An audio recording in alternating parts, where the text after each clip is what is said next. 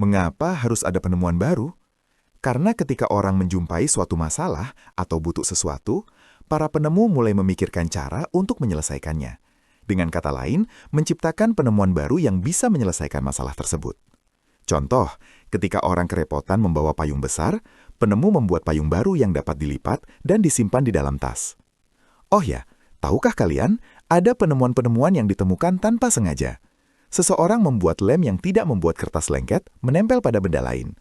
Kertas pesan tempel yang telah ditempel di pintu dapat dikelupas lagi dan ditempel pada benda lain. Contoh, kertas pesan tempel atau sticky note atau populer sebagai post-it note ditemukan secara tidak sengaja pada tahun 1974 oleh Art Fry, seorang karyawan 3M yang membutuhkan pembatas buku menempel namun tidak merusak kertas. Penemuan ini berakar dari lem mikrosfer berdaya rekat rendah yang diciptakan Spencer Silver pada tahun 1968. Sejarah panjang sticky note dimulai pada tahun 1968. Lem ditemukan oleh Spencer Silver, seorang ilmuwan di perusahaan 3M.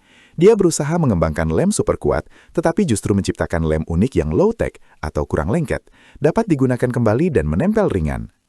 Kemudian pada tahun 1974, Art Fry, rekan kerja Silver, menemukan ide awal sticky note. Hal itu disebabkan dia frustasi karena kertas pembatas di buku nyanyian gerejanya selalu jatuh.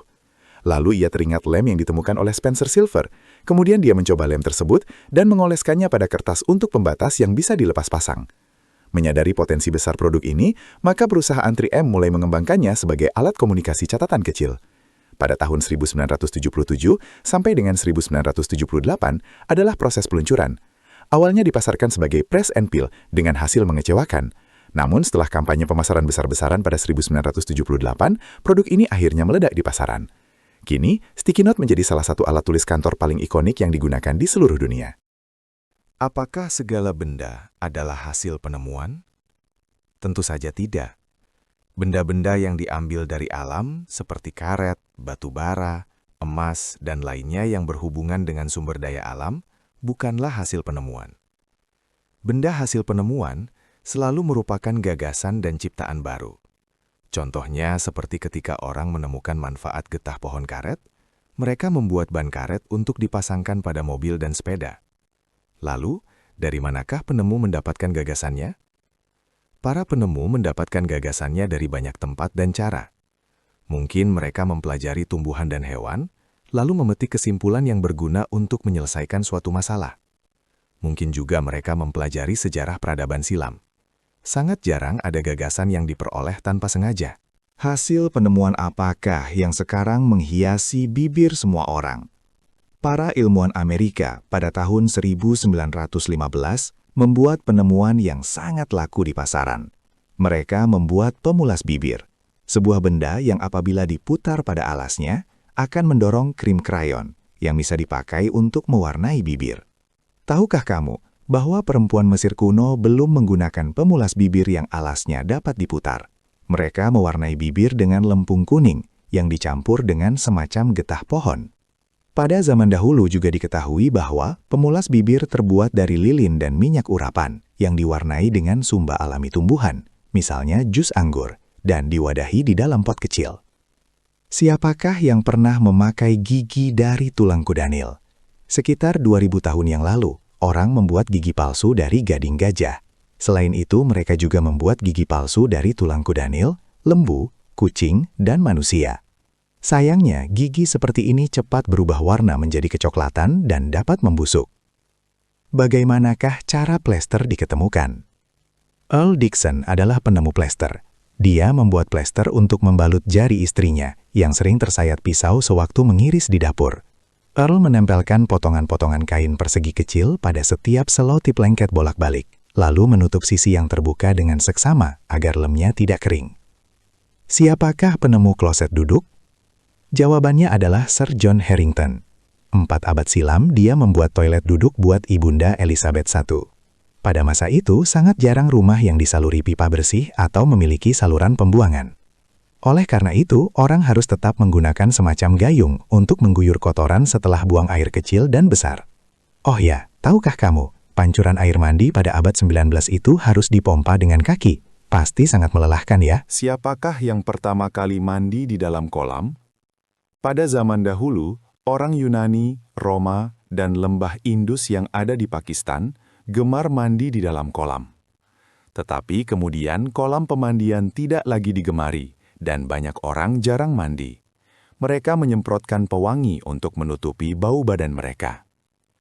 Tahukah kamu, 5 abad lalu, bangsa Cina memangkas rambut babi untuk dijadikan bulu sikat gigi.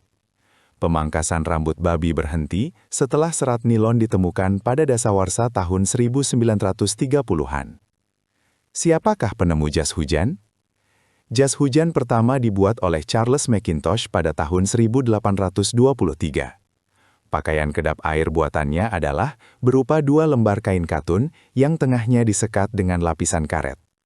Sayangnya berat jas hujan ini mencapai 1 ton dan kalau basah baunya tidak enak. Sedangkan jas hujan zaman sekarang dibuat dari bahan plastik PVC dengan pilihan warna-warnanya yang menarik. Mengapa resleting memiliki gigi? Resleting memiliki gigi agar dapat dibuka dan ditutup.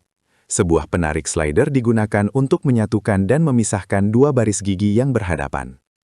Hasil temuan abad 19 ini memungkinkan orang untuk membuka dan menutup busana dengan mudah tanpa direpotkan lagi oleh kancing baju mereka.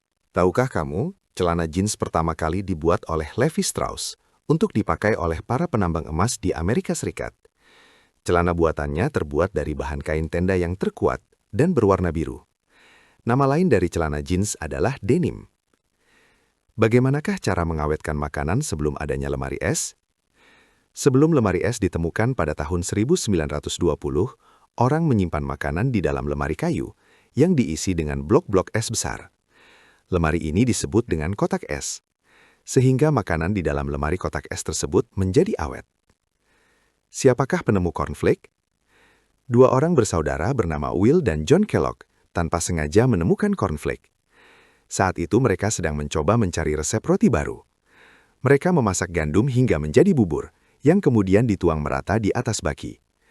Mereka melihat bubur gandum yang mengering menjadi kelupasan kulit yang kecil-kecil. Kemudian mereka mencicipinya dan ternyata enak rasanya. Tahukah kamu, pertama kali Coca-Cola dibuat oleh siapa?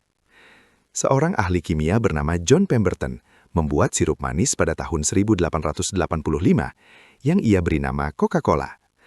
Barulah belakangan ditambah air soda agar lebih menyegarkan. Komputer apakah yang sebesar bis?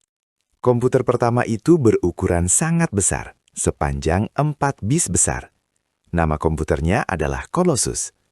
Ia dibuat secara diam-diam pada tahun 1943 di negara Inggris, dan dipakai untuk memecahkan sandi musuh selama Perang Dunia Kedua. Siapakah penemu ballpoint atau pulpen? Ladislau Biro adalah penemu pulpen. Ia menemukan pulpen pada tahun 1938. Di dalam pulpen terdapat tabung berisi tinta yang mudah mengering dan dapat dipakai dalam jangka waktu yang lama. Tinta dapat mengalir di atas kertas tanpa belepotan karena dilewatkan bola kecil di ujung ballpoint. Kadangkala pulpen disebut biro, sesuai nama penemunya. Tahun berapakah mesin kasir dibuat? Mesin kasir dibuat pada tahun 1879. Pembuat mesin kasir bernama James Ritty. James Ritty mempunyai kedai minum di Ohio, Amerika Serikat. Para pelanggannya sering ribut dengan pelayan kedai soal jumlah tagihan untuk minuman. Maka Ritty membuat mesin kasir yang dapat mencatat jumlah uang di dalam laci dan menunjukkan harga minuman yang harus dibayar pelanggan. Tahukah kamu? Uang kertas pertama dibuat oleh bangsa Cina sekitar 1200 tahun silam. Mereka banyak menggunakan kulit pohon mulberry sebagai bahan cetakan.